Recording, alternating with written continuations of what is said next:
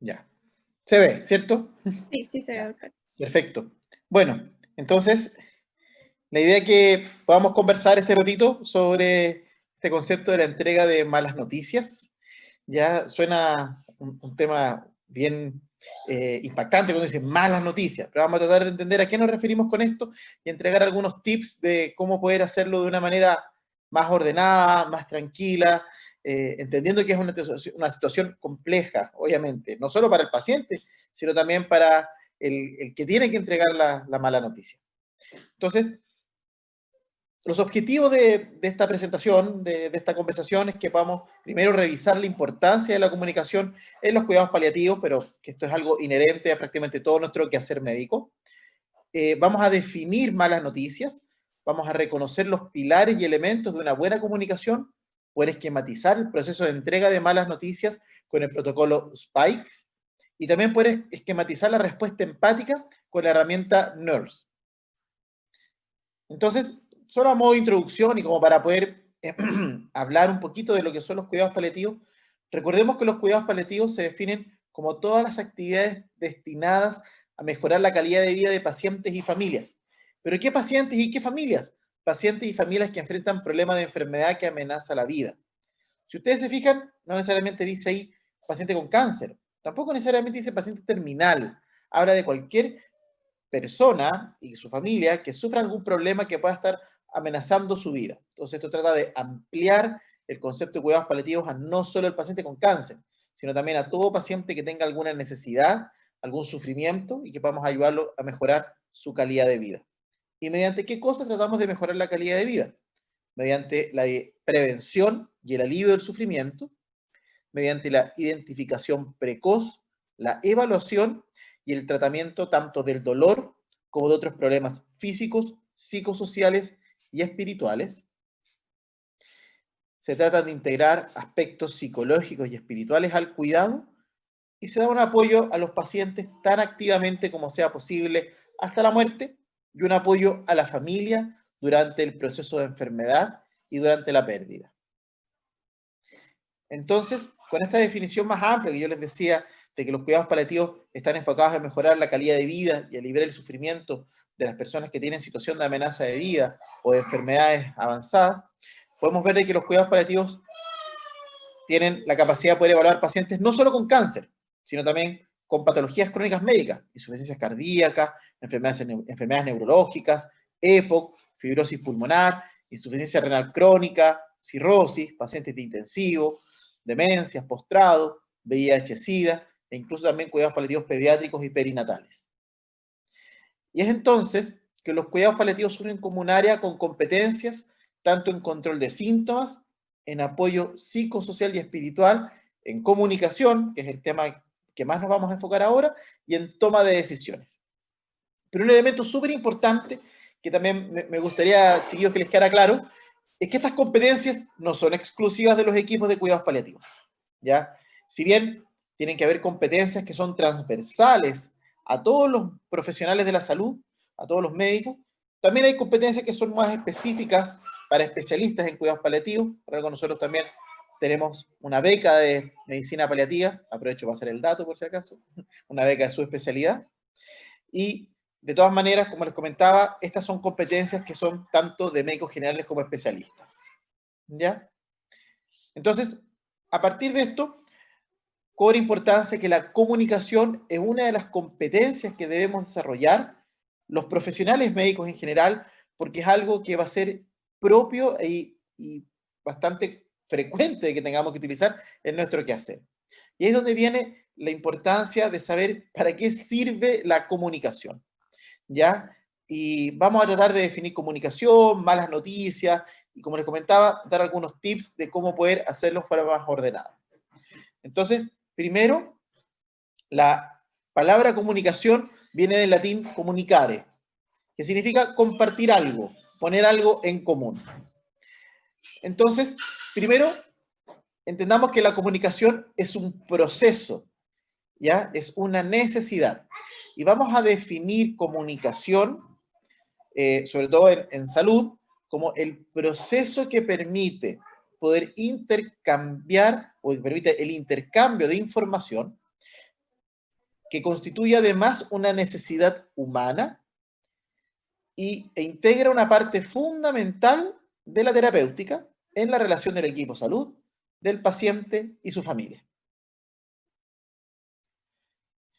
Y entonces se desprende que de la comunicación tiene algunas características, como primero, entendamos y recordemos que la comunicación es un fenómeno de carácter social. Comprende todos los actos que nos permiten relacionarnos con los demás. Comunicación no necesariamente es lo mismo que informar o dar una noticia, porque la comunicación propiamente tal implica un proceso dinámico, no es un acto único, ¿ya? Es bidireccional. O sea, cuando estamos comunicándonos con una persona, hay un flujo de información, un flujo desde la persona que comunica hacia el que recibe la comunicación, pero también viceversa, ¿ya? Y tenemos que entender que además la comunicación es multidimensional. No es solo la comunicación física.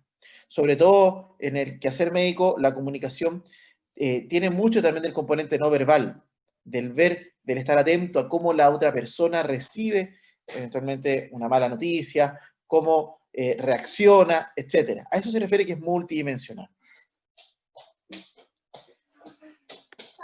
Entonces, la comunicación tiene a su vez diversas utilidades.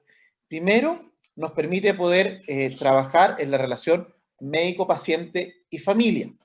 También la comunicación permite la resolución de los conflictos. Y obviamente, que es el tema que vamos a abordar ahora, la comunicación nos permite dar malas noticias. Entonces, primero, la buena comunicación nos permite, primero, crear relaciones. Segundo, dar valor a la otra persona. También permite reducir el aislamiento. Además, nos va a permitir reunir información. Y obviamente también nos va a permitir proporcionar información. También nos permite poder expresar sentimientos, no solo del paciente, sino también de nosotros. Y también permite reducir la incertidumbre del paciente y su familia. Y la buena comunicación tiene pilares. Y estos pilares son la empatía, la escucha activa, la aceptación, la inteligencia emocional del que está entregando la comunicación. También es súper importante el no mentir, ¿ya? El no ocultar información o también no dar información errada. Y también nos permite preservar la esperanza. Aquí estamos apoyados desde la casa por si acaso. Entonces, primero definamos qué es una mala noticia o cómo se define mala noticia. ¿Ya? Entonces, vaya para allá. Son las ventajas de estar en la casa, chiquillos. Pues. Entonces, ¿qué es una mala noticia? Una mala noticia se define como aquella noticia que de manera drástica y negativa altera la propia perspectiva del paciente en relación con su futuro. ¿Ya? Ahora, ¿por qué debemos comunicar? ¿Ya? La comunicación, primero, es un derecho del paciente. ¿Ya? Segundo, la información es un elemento clave para disminuir la incertidumbre y el sufrimiento. Tercero, facilita también la adaptación y permite la percepción de control por parte del paciente y su familia. Y también favorece la participación del paciente en la toma de decisiones. Pero también tenemos que tener en cuenta cuándo no debemos comunicar, cuándo hay veces que tenemos que limitar o no entregar información. Primero, cuando exista una negación adaptativa por parte del paciente o cuando el paciente y su familia están evitando la información, ¿ya? Hay situaciones en las cuales, me ha pasado en la práctica clínica, en que de repente el paciente no quiere saber lo que está pasando, quiere que toda esa información se le entregue a su familia, y eso también es súper respetable. Y obviamente también tenemos que estar atentos al estado emocional del paciente, para ver si está en condiciones o no de poder recibir una mala noticia. Ahora, también está súper descrito el perfil del profesional para una buena comunicación. Primero, cuando nosotros estamos entregando una mala noticia, tenemos que ser capaces de estar sensibles ante el mundo de la otra persona, tener capacidad de equilibrio y también un grado de madurez. Obviamente lo tenemos que hacer con responsabilidad, porque estamos entregando una mala noticia, algo que va a cambiar un plan de tratamiento, las expectativas, etcétera. También tenemos que ser capaces de poder entregar calor humano. Como les había comentado antes, la comunicación es multidimensional. No es solo la entrega de la información.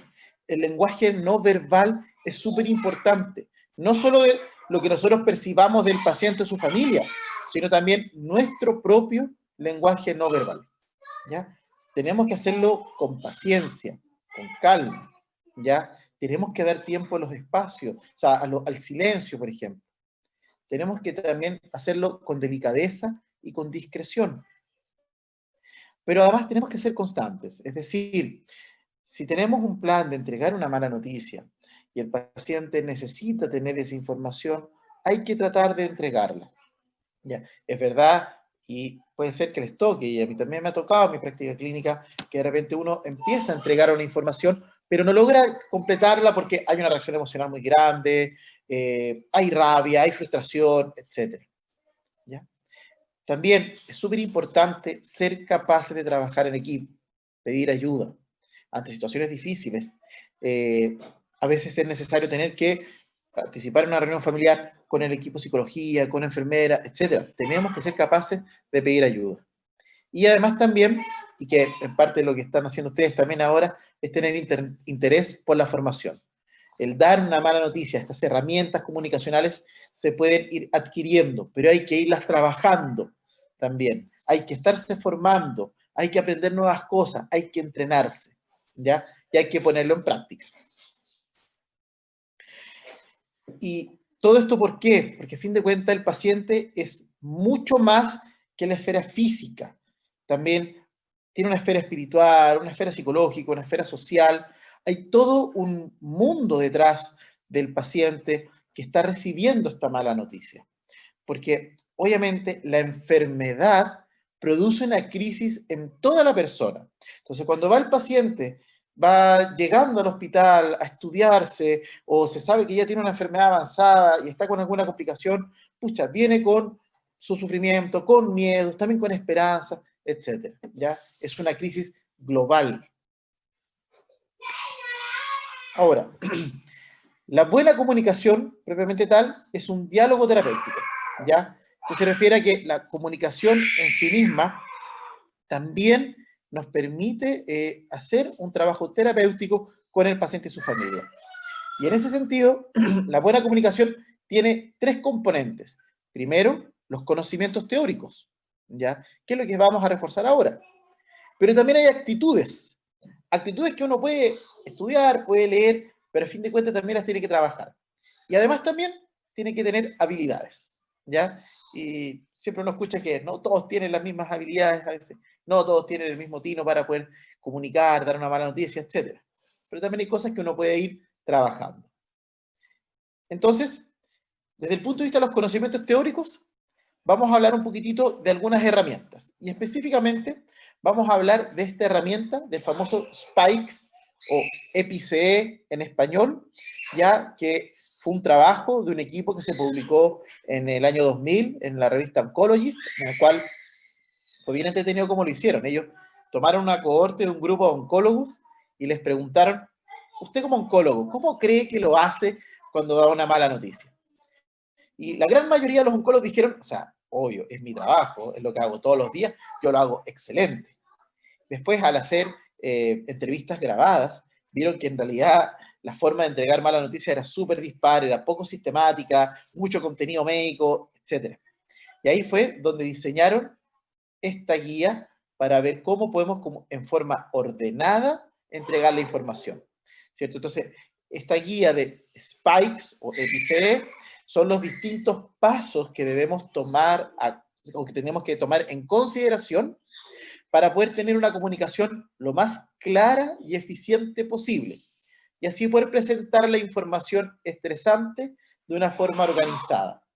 Y es un proceso que va desde el entorno, pasando por la percepción, la invitación de la entrega de la información o de la mala noticia, la comunicación, es decir, la entrega propiamente tal, la empatía y la estrategia. Entonces, bueno, SPIKES es un acrónimo en inglés que tiene estos elementos que en español se traducen como EPICE, ¿cierto? Que es el setting, la perception, invitation, knowledge, empathy y summary. Que sería el entorno, la percepción, la invitación, la comunicación, la empatía y la estrategia. Vamos a revisar cada uno de estos puntos por separado para entender un poquito a qué se refiere y más o menos dar algunos ejemplos. Entonces, primero, configurar la entrevista, ¿ya? Ver el entorno, preparar la entrevista propiamente tal. Entonces, tenemos que estar claros que sea en un lugar tranquilo, idealmente en un lugar privado, invitar al paciente que si quieren que estén personas significativas o importantes, o si es una mala noticia familiar, también preguntarle si quieren estar con alguien presente, ya, y tener claridad previa de cuál es la información que vamos a entregar. O sea, si yo no sé realmente qué es lo que yo voy a comunicar, no puedo llegar y hacer una entrega de malas noticias si yo no he preparado previamente qué es lo que yo necesito entregar. ¿Ya? Entonces, ese es el entorno, el setting, el preparar la entrevista. ¿Ya? Después viene la evaluación de la percepción del paciente. Y aquí, chiquillos, les quiero hacer un comentario bien personal. Yo les diría que para mí este punto, el de la percepción, el saber en qué está el paciente y su familia, qué es lo que saben, qué es lo que entienden, es probablemente uno de los puntos más importantes en este esquema, ¿ya? En este protocolo. Y que en general, no solo en el setting de entregar malas noticias, sino a veces cuando uno necesita definir pronóstico o definir manejo. Yo hago turno en un intermedio y siempre tenemos que estar preguntando a los familiares de los pacientes cuál va a ser el manejo cuando tenemos pacientes con enfermedades avanzadas, etcétera. En fin, si van a hacer manejo hasta intermedio o manejo full hasta UCI o manejo hasta sala, etcétera. Este tema de la percepción es fundamental, es poder ser capaces de entender, de recoger la información de qué es lo que saben, ¿ya? Qué es lo que entienden, en qué están. Y yo parto así, tal cual. Cuénteme, ¿qué les han dicho? ¿Qué saben de la enfermedad? ¿En qué están ustedes? Y así uno tiene claridad de qué es lo que ellos saben y qué es también lo que nosotros tenemos que entregar de información. ¿Ya? Porque también puede ser muy distinto que yo quiero entregar cierta información, que mi agenda es una agenda específica, pero la agenda del paciente y su familia es distinta, porque ellos entendieron otra cosa, o creen que llegaron para un tratamiento oncológico curativo, siendo que es completamente paliativo, etc. Entonces la P es un punto fundamental, el saber qué es lo que sabe el paciente y su familia. Después de que ya hemos preparado la reunión, hemos indagado en qué es lo que saben en la percepción, viene el punto de la invitación.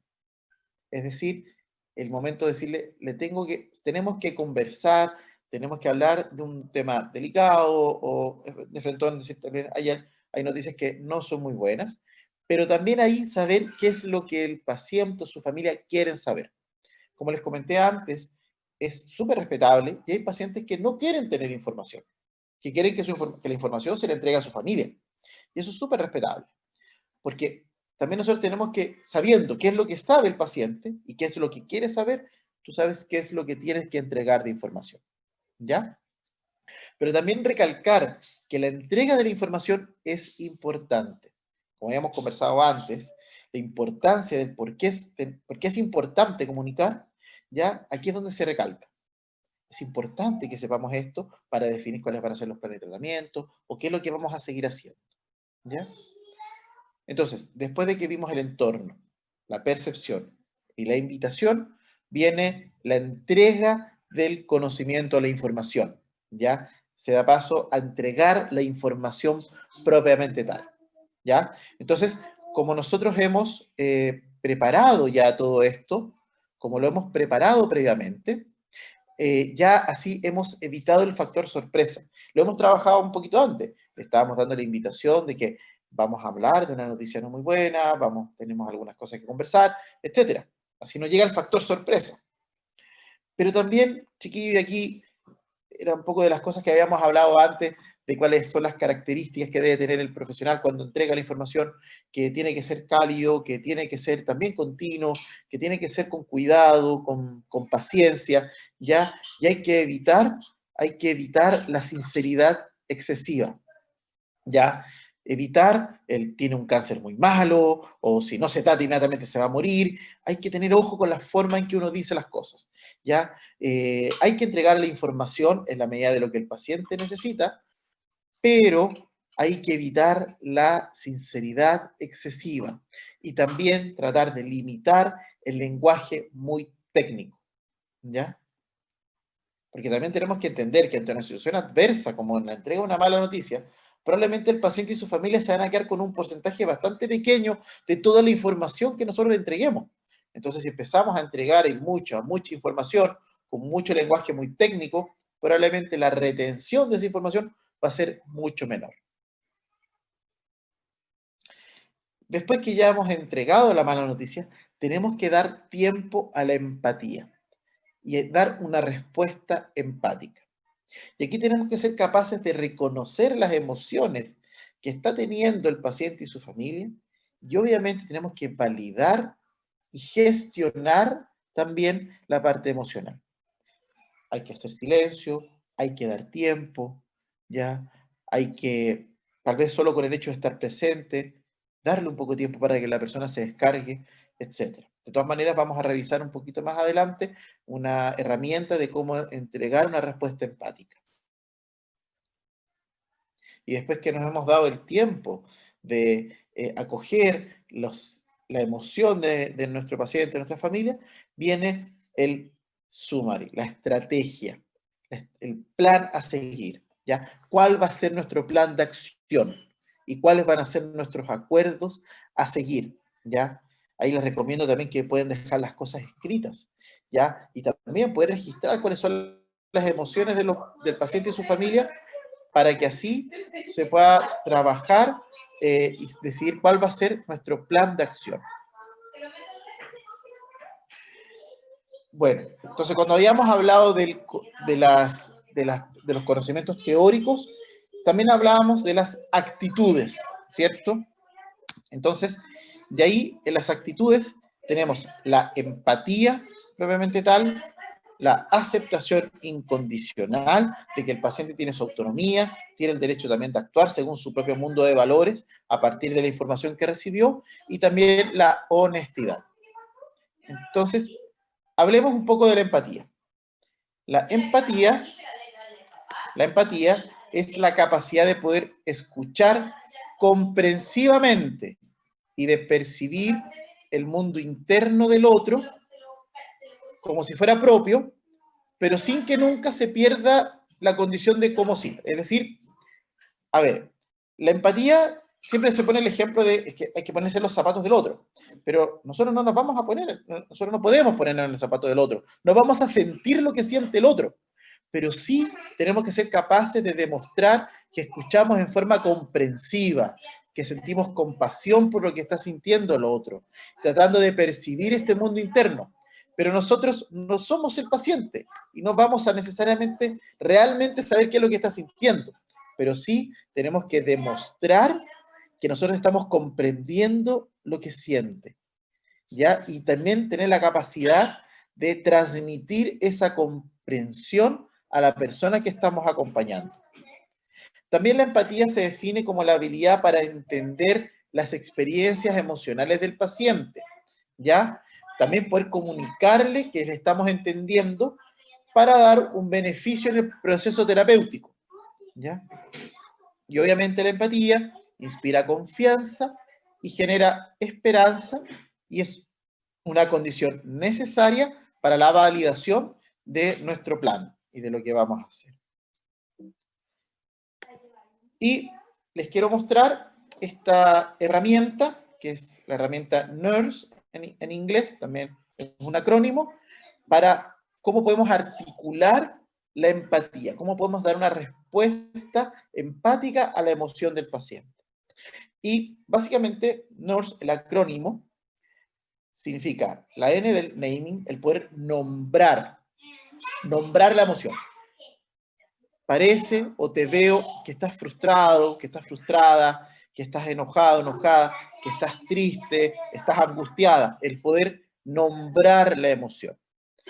Pero también cuando la hagamos, tratemos de, como un consejo, bajar un poco la intensidad del hablar cuando estemos expresando o notificando la emoción.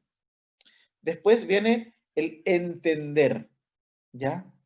Entonces, ya que hemos nombrado la emoción, parece que estás frustrado, esto, entender, es decir, saber que estás así, me permite ayudar a entender lo que te está pasando, ¿ya? Básicamente, esto se refiere a poder hacer un reconocimiento de lo que está pasando, pero no dárnosla de que lo sabemos todo o que lo entendemos todo, ¿ya? Después viene el respetar. Puedo ver que realmente estás tratando de seguir nuestras instrucciones, estás haciendo un gran esfuerzo y lo entendemos, ¿ya?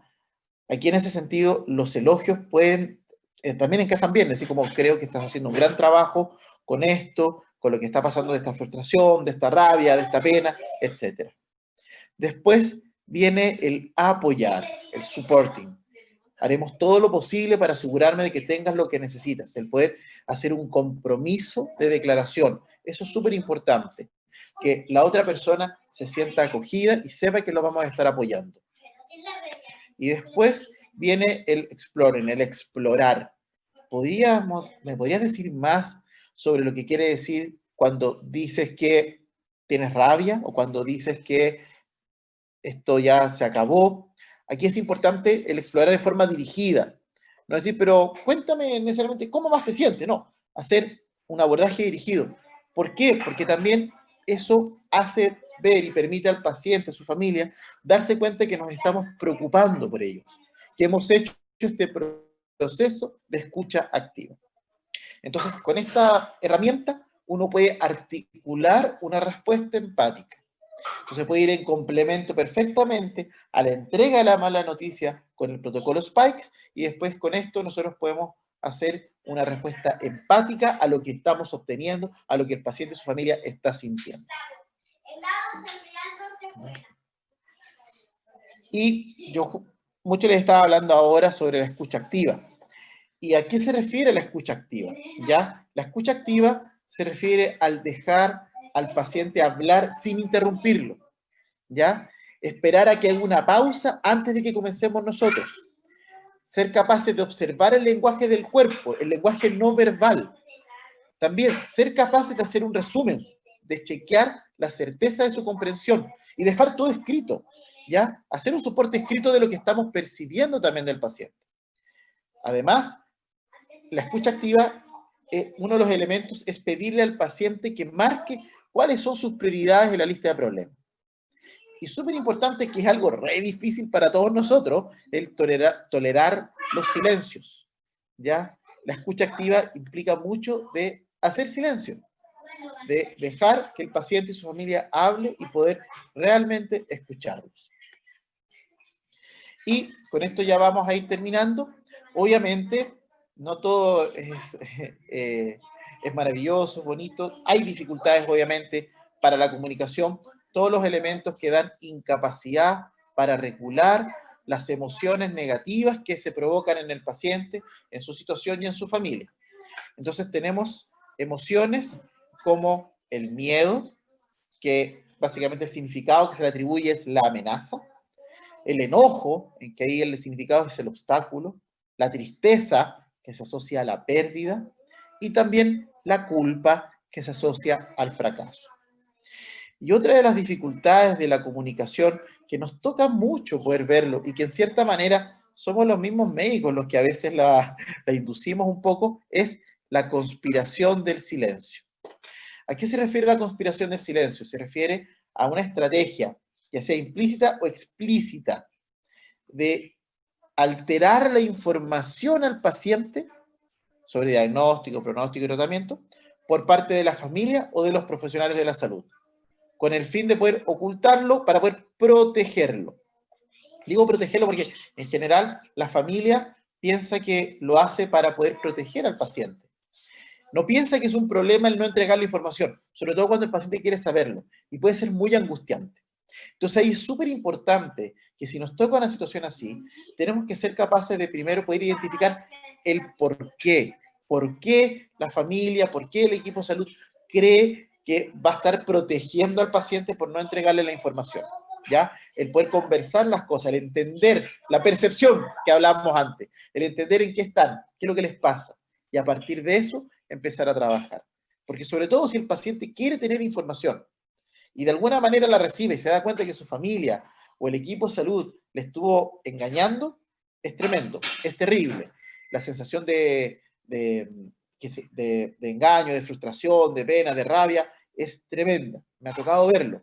Así que ahí en ese sentido, tampoco, no se trata de que, porque, insisto, hay algunos pacientes que no quieren tener su información, eso es súper respetable, pero sobre todo si el paciente quiere tener información, hay que hacer todo lo posible para que el paciente pueda recibir esa información. Bien, entonces para ir cerrando, chiquillos, recordemos a modo de puntos clave que el objetivo de los cuidados paliativos es poder mejorar la calidad de vida, y la comunicación es una de las herramientas importantísimas, uno de los pilares, una de las competencias de los cuidados paliativos y competencias transversales para todos los profesionales de la salud. Recordemos que la comunicación es un proceso de intercambio de información, es una necesidad humana, ¿ya? Y que los pilares de una buena comunicación son la empatía, la escucha activa, la aceptación, la inteligencia emocional, el no mentir y preservar la esperanza.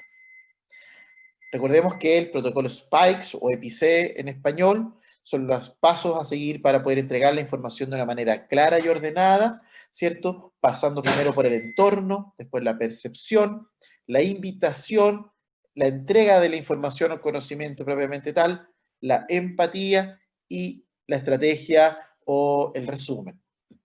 La herramienta NERS nos permite dar una respuesta empática, ya de cómo podemos articular una respuesta empática, recordando primero nombrar la emoción, tratando de entender esta emoción, respetar lo que está haciendo el otro, apoyarlo en lo que va a hacer y entregar nuestro apoyo, y también poder explorar otras emociones que sean necesario trabajar.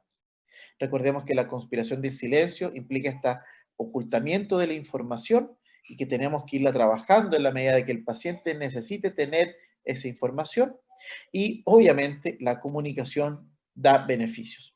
El hecho de tener una buena comunicación nos permite tener beneficios, ¿ya? Como que una buena comunicación mejora la relación entre el equipo de salud y el paciente y su familia, ¿ya? Obviamente implica que nosotros tenemos que ir adquiriendo habilidades comunicacionales, entonces existe una necesidad de adquirirlas. También, chiquillos, no demos nada, por supuesto, deben preguntar, sobre todo cuando estamos en el proceso de la empatía, de las emociones del paciente, preguntar, nombrar, ¿qué es lo que te pasa? Trabajémoslo, etcétera. No den por hecho las cosas, pregunten. Lo mismo cuando uno habla de la percepción del paciente, por eso es un punto para mí súper importante, ¿ya? No den por hecho, si el paciente llegó, por ejemplo, por un cáncer avanzado, no den por hecho que la familia sabe que va a hacer manejo, por ejemplo, hasta sala. No, hay que saber en qué están, por eso es importante la percepción, preguntar. Y por último, chiquillos, es el trabajo interdisciplinario. Facilita la comunicación. El hecho de ser capaz de trabajar en equipo facilita la comunicación. Y nosotros, como equipo de cuidados paliativos, trabajamos en equipo. Y no solo el equipo médico, sino también las enfermeras, psicólogas, quines, la gente de la pastoral, TEN, secretaria, nutricionista, terapia ocupacional, fonodiólogos, etcétera. Todos en pro de poder ayudar a nuestro paciente y su familia que tiene necesidades y que lo está pasando mal por una enfermedad. Y hay una fotito de nuestro equipo para que vean. ¿Ya? Y solo para terminar, de todas maneras, esto yo se los voy a enviar a los organizadores para que les pueda llegar. Les dejo un link de un video que preparamos nosotros como equipo sobre las malas noticias. Hay un role-playing en el cual salgo yo, así que no les dé mucha risa. No me gusta verlo porque me da risa verme. Ya, de estos pasos a seguir del Spikes. Eso sería, muchachos. Ok, perfecto. Muchas gracias, doctor. Muy buena presentación y bueno tocar estos temas que no siempre se ven de manera formal en los programas.